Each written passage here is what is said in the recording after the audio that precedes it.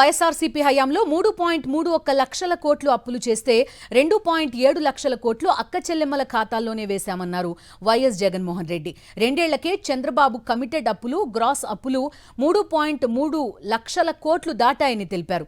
చంద్రబాబు హామీలు మోసాలుగా తేలిపోయాయన్నారు.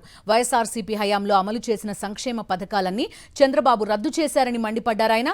ఈ డబ్బులన్నీ ఎవరి జేబుల్లోకి వెళ్లిపోయాయని చంద్రబాబును ప్రశ్నించారు వైఎస్ జగన్.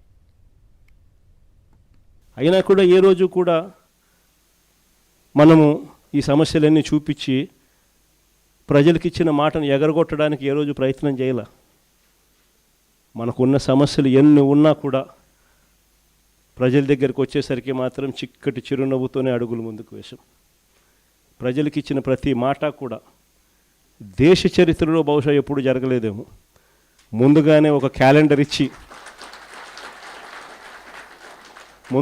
క్యాలెండర్ ఇచ్చి ఏ బడ్జెట్ అప్పుడే ఆ క్యాలెండర్ పెట్టి ప్రవేశపెట్టి ఏ నెలలో ఏ స్కీమ్ ఇస్తాము, ఏ నెలలో ఏ బటన్ నొక్కుతాము అని చెప్పి ముందే చెప్పి క్రమం తప్పకుండా ఖచ్చితంగా బటన్ నొక్కిన ప్రభుత్వం బహుశా దేశ చరిత్రలో ఏది లేదేమో ఒక వైఎస్ఆర్సీపీ ప్రభుత్వం తప్ప.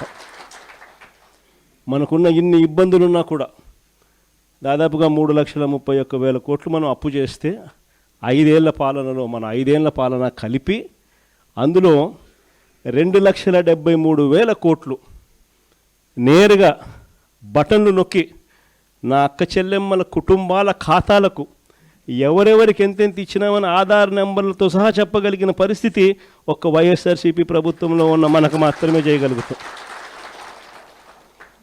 మరి ఈరోజు చంద్రబాబు నాయుడు గారి ప్రభుత్వం 2 ఏళ్ళకే మనం 3,31,000 కోట్లు అప్పు చేస్తే చంద్రబాబు నాయుడు గారి ప్రభుత్వం 2 ఏళ్ళకే వాళ్ళు చేసిన గ్రాస్ అప్పులు, వాళ్ళు చేసిన కమిటెడ్ అప్పులు గ్రాస్ అప్పులు ఈ 2 కలిపితే 2 ఏళ్ళకే 3,30,000 కోట్లు దాటాయి. కానీ ప్రజలకు మనం ఇంతకు ముందు చేస్తూ ఉన్న అన్ని పథకాలు రద్దయిపోయినాయి. ఈయన ఇచ్చిన సూపర్ 6, సూపర్ 7 మాటలన్నీ కూడా మోసాలుగా తేలిపోయాయి. బటన్లు లేవు, ప్రజలకు ఇచ్చింది లేదు.